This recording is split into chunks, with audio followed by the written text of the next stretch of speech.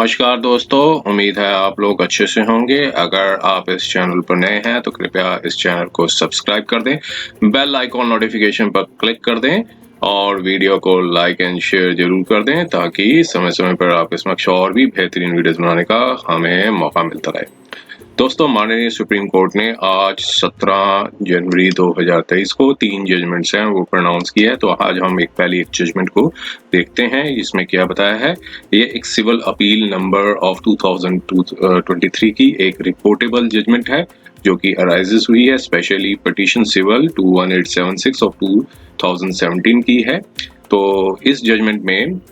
जो अपीलेंट ने high court के ऑर्डर को चैलेंज किया था, जो कि हाई कोर्ट ने सेंट्रल एडमिनिस्ट्रेटिव ट्राइब्यूनल के ऑर्डर को रिवर्स कर दिया था और जो अपीलेंट को की जो रिलीफ मिली थी सेंट्रल एडमिनिस्ट्रेटिव ट्राइब्यूनल से वो जो है सेट असाइड कर दी थी। तो फिर यहाँ पर माननीय सुप्रीम कोर्ट में यहाँ पर उस ऑर्डर के अगेंस्ट में यहाँ पर अपील फाइल की थी। तो ये एक फैमिली पेंशन से रिलेटेड केस है। इसमें प्रोविजंस जो है rule 54 of central civil services rule 1972 का डिस्कस किया गया और Hindu adoption and maintenance act है उसको डिस्कस किया गया है। तो इस जो जजमेंट में बताया गया है कि जो फैक्ट्स ये थे कि जो यहाँ पर एक गवर्नमेंट एम्प्लॉय थे एक और उनकी जो डेथ हो गई थी, फिर 2 साल के बाद जो गवर्नमेंट एम्प्लॉय की जो विडो है उन्होंने एक सन को अडॉप्ट किया था। तो अब फिर फैमिली पेंशन के लिए उन्होंने अपील दी थी, मतलब एप्लीकेशन दी थी। एप्लीकेशन जो है वो रिजेक्ट कर दी थी अथॉरिटीज ने कि during the life time of the government servant में ये सन को अडॉप्ट नहीं किया था, आफ्टर द डेथ के बाद ही अडॉप्ट किया गया है, जो कि फैमिली पेंशन के हकदार नहीं है। और सेंट्रल एडमिनिस्ट्रेटिव ट्राइब्यूनल ने जो है वो फिर उससे एग्रीवेट होके यहाँ पर सेंट्रल एडमिनिस्ट्रेटिव ट्राइब्यूनल में गए थे। पार्ट जो एग्रीवेट पर्सन है लाइक सेंट्रल एडमिनिस्ट्रेटिव ट्राइब्यूनल ने रिलीफ दे दी थी, लेकिन फिर गवर्नमेंट ने आगे हाई कोर्ट में एक रिट पिटीशन डाली थी against the central administrative tribunal के ऑर्डर के ऊपर और सेंट्रल एडमिनिस्ट्रेटिव ऑर्डर के ट्राइब्यूनल को हाई कोर्ट ने रिजेक्ट कर दिया था, मतलब सेट असाइड कर दिया था। और जो फिर उससे एग्रीवेट होके जो पर्सन जो है उन्होंने आगे सुप्रीम कोर्ट में स्पेशली पिटीशन डाली थी। तो आइए हम इसके थोड़े फैक्ट्स को देख लेते हैं क्या हुआ था इस केस में। तो इस केस में देखिए, ये थी जजमेंट थी नागपुर बेंच की, जो डिविजनल बेंच है high court of judicial Bombay की थी, जो कि 30 नवंबर 2015 की थी, जिसमें रिट पिटीशन जो रिस्पोंडेंट भी जो कि गवर्नमेंट है उनकी अलाउ कर दी गई थी। और जो जजमेंट एंड ऑर्डर जो पास किया गया था सेंट्रल एडमिनिस्ट्रेटिव ट्राइब्यूनल मुंबई का, और जिसमें ओरिजिनल एप्लीकेशन ओए कहते हैं, ओरिजिनल एप्लीकेशन जो है फाइल की गई थी वो अलाउ कर दी थी। ओरिजिनल एप्लीकेशन जो है वो सेंट्रल एडमिनिस्ट्रेटिव ट्राइब्यूनल में फाइल की जाती है। और फिर ये जो फैक्ट्स क्या थे कि एक जो गवर्नमेंट एम्प्लॉय थे जो सुपरिटेंडेंट की पोस्ट पे काम करते थे, रिस्पोंडेंट नंबर 2 जो कि डिप्टी डायरेक्टर है। और फिर यहाँ पर नेशनल सैंपल सर्वे ऑर्गेनाइजेशन थी जिसमें फील्ड जोन ऑफिस था नागपुर में। तो वो रिटायर्ड हो गए थे सुपर एनुएट होके 1993 में। फिर उनकी डेथ हो गई थी 1994 में, इशूलेस डेथ हुए थे। फिर उनकी जो वाइफ ने एक अडॉप्ट किया था जो कि यहाँ पर अपीलेंट है और एज अ सन के तौर पे अडॉप्ट किया था, लेकिन 2 साल के बाद लेकिन nearly 2 years after the death के बाद ही अडॉप्ट किया था। और इसके बाद जो वाइफ हैं और अपीलेंट हैं एक पोर्शन पे रहते थे जो कि जो नेचुरल फादर हैं अपीलेंट के उनके साथ रहते थे। और फिर 1998 में जो कुछ पर्सनल्स हैं यहाँ पर चीजें लिखी हैं, रिसाइड कर रहे थे जनकपुरी में। और फिर बैकग्राउंड में ये है कि अपीलेंट ने क्लेम की थी फैमिली पेंशन को, और फिर जो कि डिसीज्ड गवर्नमेंट एम्प्लॉय थे, क्योंकि उनके जो अडॉप्टेड सन थे, मतलब वाइफ ने उनको अडॉप्ट किया था, तो उनकी जो अडॉप्टेड सन थे उन्होंने आगे फैमिली पेंशन क्लेम की थी फ्रॉम द रिस्पोंडेंट्स। एक लेटर भेजा था 18 जनवरी 2000 को और क्लेम था वो रिजेक्ट कर दिया रिस्पोंडेंट ने इस ग्राउंड पे कि जो चिल्ड्रन अडॉप्ट किए गए हैं वो विडो ने किए हैं गवर्नमेंट सर्वेंट की after the death of the government servant, जो कि इंटाइटल नहीं है पेंशन के लिए। रूल 54 सब पार्ट 14 और sub part B of central civil services rules 1972, और जो कि CCS पेंशन रूल्स कहते हैं। और रिस्पोंडेंट को डिसीजन कम्युनिकेट कर दिया गया था 23 फरवरी 2000 को। फिर वहां से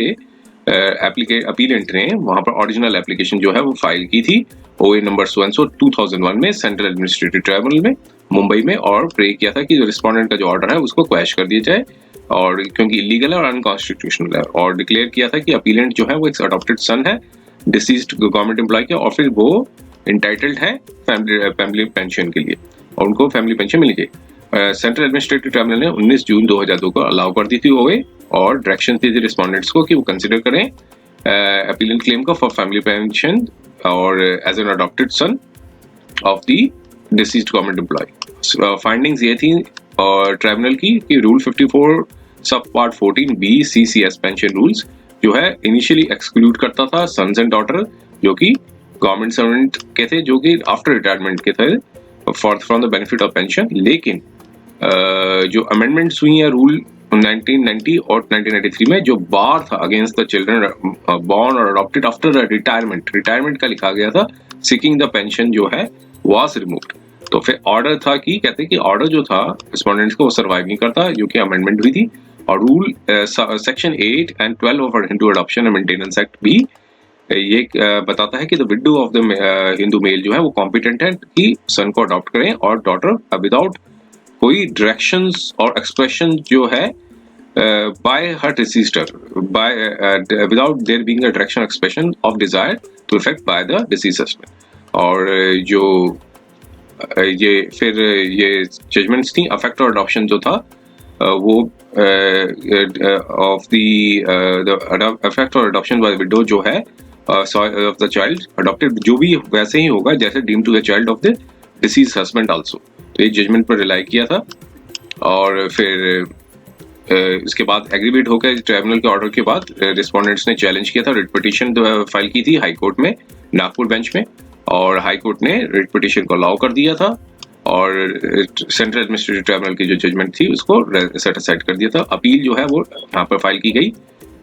और उसके बाद जो हाई कोर्ट ने जो अलाउ कर रिट पिटीशन को अलाउ करने के बाद ये कहा कि जो अपीलेंट है वो इंटाइटल कुड हैव अपीलेंट को तभी फैमिली पेंशन मिल सकती थी अगर वो लीगली अडॉप्टेड होते by the deceased government servant, जो कि इस केस में नहीं हुआ है, और ट्राइब्यूनल ने एरर की है relying upon 8 to 12 Hindu adoption and maintenance act को, जो कि डील करता है adoption by the Hindu window, और रूल 54 सब पार्ट 14 सब part B of CCS pension rule deal नहीं करता है adoption bye the widow of the government servant after the death of the government servant. तो इस तरह के जो फाइंडिंग्स के बाद ऑर्डर को रिवर्स कर दिया, सबमिशंस दिए गए। अब माननीय सुप्रीम कोर्ट ने सारे प्रोविजंस को डिस्कस किया और यहाँ पर कहा कि जो क्वेश्चन जो था यहाँ पे जो क्वेश्चन जो सेटअप किया गया था दोनों के सबमिशन सुनने के बाद, यहाँ पर एक क्वेश्चन जो लीगल क्वेश्चन था वो ये था कि whether the child adopted by the widow of the government servant subsequent to the death of the government servant would be included within the scope of the definition of the family under Rule 54 subpart 14B of the CCS pension rule and would be therefore entitled to relieve family pension payable under the said rules but order। तो ये question of law setup किया था कि जो child adopt किया जाता है by widow of the government servant की डेथ के बाद, तो क्या वो इंक्लूड होगा within the definition of the family under rule 54 sub part 14B ऑफ CCS पेंशन रूल्स, और क्या वो इंटाइटल्ड है pension family pension under the said rules. तो ये सारे प्रोविजंस को डिस्कस किया सारे, फिर बाद में कंक्लूजन में ये निकाला कि CCS 3(1) फैमिली पेंशन रूल्स क्या कहता है, उस फैमिली पेंशन को पूरा इंटरप्रिटेशन किया गया, और रूल 54 के ऊपर प्रोविजंस को डिस्कस किया, फैमिली का डेफिनेशन क्या है वो डिस्कस की गई,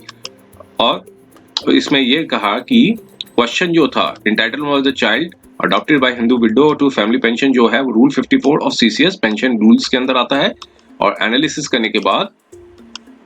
सारे जो 12 और जितने भी पिछली जजमेंट्स को देखने के बाद यहाँ पर फाइनल कंक्लूजन ये निकाला कि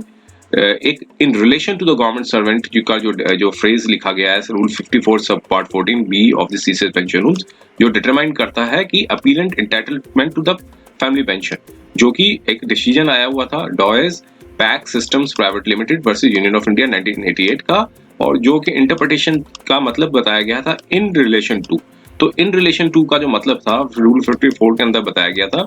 उसमें यह बताया गया था रूल इन रिलेशन टू का कि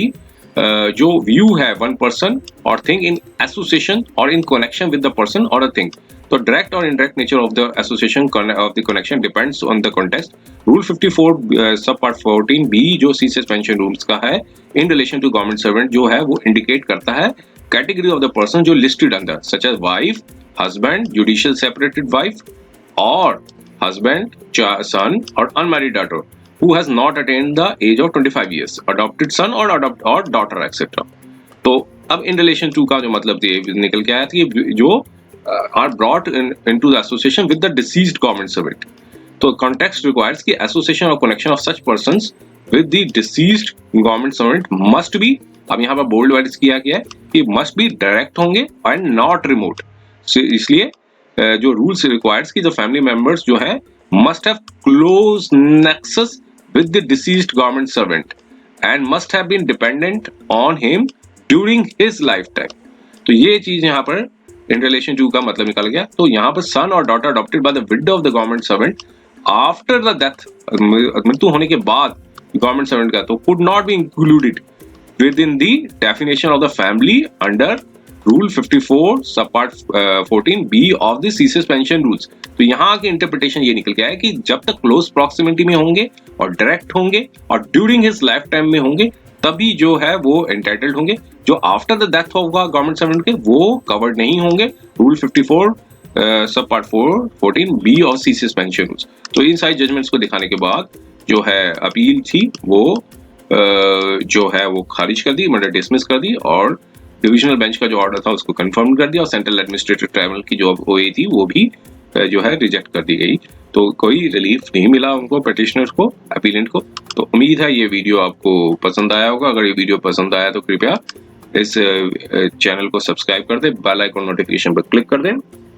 वीडियो को लाइक एंड शेयर जरूर कर दें ताकि समय समय पर आपके समक्ष और भी बेहतरीन वीडियोस बनाने का हमें मौका मिलता रहे। समय देने के लिए बहुत बहुत धन्यवाद।